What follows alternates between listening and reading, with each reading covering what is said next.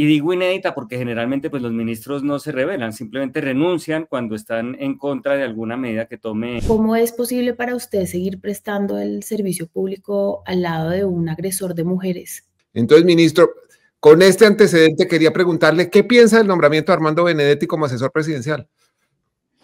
Pues pienso que el presidente tomó una decisión, es una decisión que en el fondo muchos de los que estamos en el proyecto progresista o en un proyecto, digamos, de izquierda en Colombia, pues nos duele, lo vemos como inconveniente, como lo ha dicho la ministra Muhammad, como lo han dicho otros ministros que me acompañaron el día de la reunión a Palacio, y creo que no es un secreto que eso está creando una enorme incomodidad, muchas preguntas, muchos debates, y celebro, por supuesto, que eso se pueda dar en una democracia. Creo que eso también muestra una nueva manera de gobernar, una nueva manera de poder interpelar incluso a quienes pues lo dirigen a uno y hacerles preguntas y conversar. Entonces, evidentemente, es un mensaje complejo, es un mensaje sobre el que dar una sola respuesta no es fácil, porque uno se volvería evidentemente categórico, y creo que es más complejo de lo que estamos imaginando, y más complejo también por la sociedad en la que vivimos. Armando Benedetti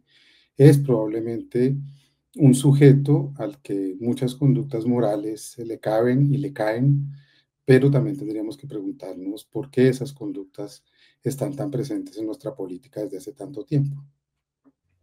Ministro, yo lo conozco a usted antes de que asumiera la función pública y sé de lo que menciona Daniel, de su rectitud y de la fortaleza de su carácter. ¿Cómo es posible para usted seguir prestando el servicio público al lado de un agresor de mujeres?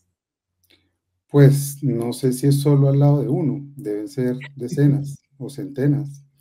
En nuestras propias casas hay agresores de mujeres, y el machismo es un asunto que rebasa, insisto, el señalamiento de una sola persona.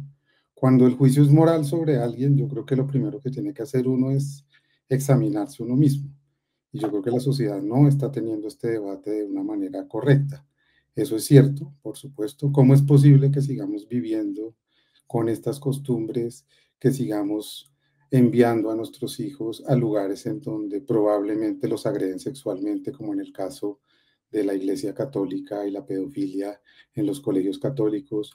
¿Cómo es posible que sigamos aceptando tantas conductas que son brutales, ofensivas y que nos han de alguna manera denostado como sociedad, y sigamos viviendo? Bueno, esas son las contradicciones y las paradojas de una época como las que estamos viviendo, y yo creo que vivir es vivir en una paradoja y de alguna manera darse cuenta y pensar a partir de esas paradojas.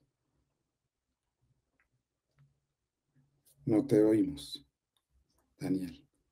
Es que a mí me desconectan estos nombres permanentemente, no quieren que yo hable. Mentira, mentira. Ministro, usted mencionaba la importancia práctica de estar en una democracia que permite hacer una serie de consideraciones y de reflexiones y de preguntas y obtener respuestas, etcétera, que no pasan en otros regímenes. Nuestra democracia le ha permitido a usted inclusive hablar con el presidente, plantearle estas mismas dudas que usted tiene.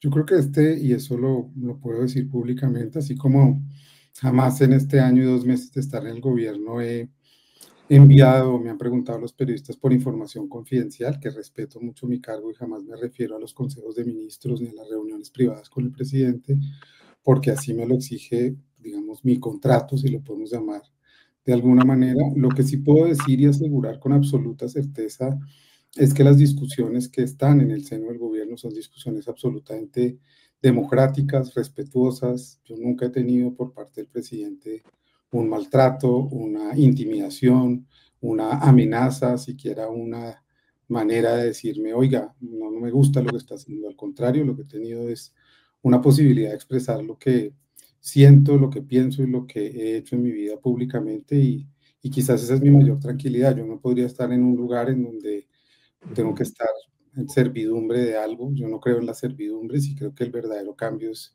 no vivir en ese estado. Entonces, en ese sentido, Daniel, yo he encontrado muchos espacios de conversación, de diálogo con mis colegas y con el mismo presidente. Bueno, ministro, con un saludo. Primero, además es raro decirle ministro a una persona que ha sido compañera de uno de tantos años de pupitre en las salas de redacción y demás. Pero hay que tratarlo como un ministro, claro, como tal, está invitado en esa calidad. Se ha hablado mucho a lo largo de la semana de una inédita rebelión de ministros en el Consejo de Ministros cuando se enteraron del regreso de Armando Benedetti a Palacio. Y digo inédita porque generalmente pues, los ministros no se rebelan, simplemente renuncian cuando están en contra de alguna medida que tome el presidente. De hecho, en los mentideros políticos y en las secciones de chismes de las revistas y de los periódicos recrean cómo fue esa situación y que el presidente se molestó y demás. Yo quisiera saber, pues supongo que no le puedo preguntar cómo fue esa rebelión precisamente por lo que acaba de responder, porque habrá cosas que prefiere guardarse en su calidad de ministro, pero yo sí quisiera saber, ¿usted no ha contemplado la renuncia? No, para nada. Ante el hecho de la llegada de Armando Benedetti al poder.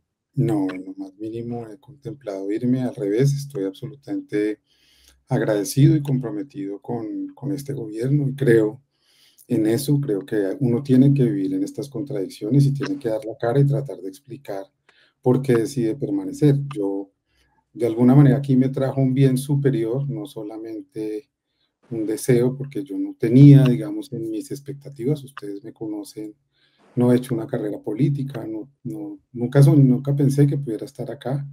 Entonces realmente yo sé que tengo que vivir con estas contradicciones y que todos tenemos que vivir con estas contradicciones. Cuando leo que los ministros deben ser más fuertes y renunciar, pienso en el pasado y pienso que tampoco hay tantos antecedentes al respecto.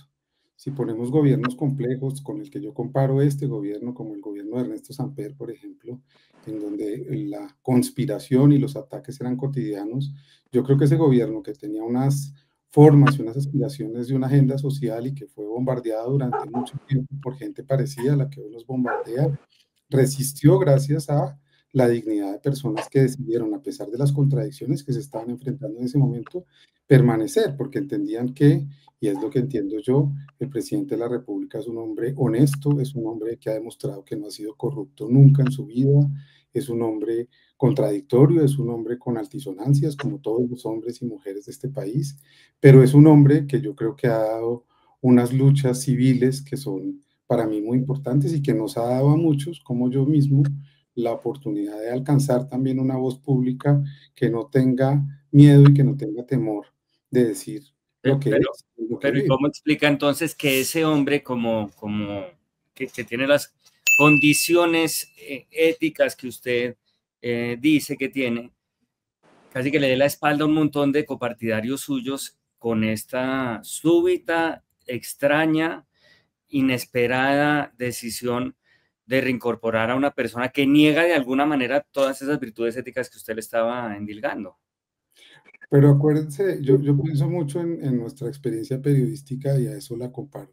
Darnos la espalda hubiera sido decir, ustedes no entran acá, esta fue mi decisión y no voy a hablar con ustedes. Yo aprendí en redacciones, que eran redacciones complejas, como la de Semana, en los primeros años de los 2000, durante toda esa primera década, que en esos consejos uno ponía temas difíciles y estaba en contra incluso de las decisiones políticas que se estaban tomando desde la dirección, por ejemplo, o que se tomaban con ciertos enfoques y había ese debate. Yo lo que celebro es que no se nos haya dado la espalda. Cuando a uno lo invitan a la discusión, cuando uno puede dar su punto de vista, entonces uno se siente reconocido y siente que tiene una voz y que esa voz de una u otra manera se está escuchando. Entonces yo no lo veo desde ese lugar como nos cerraron la puerta, nos cerraron el camino, sino todo lo contrario. Nos lo abrieron y eso yo pues lo agradezco mucho. Yo agradezco a la gente que le abre a uno puertas, no a quien se las cierra.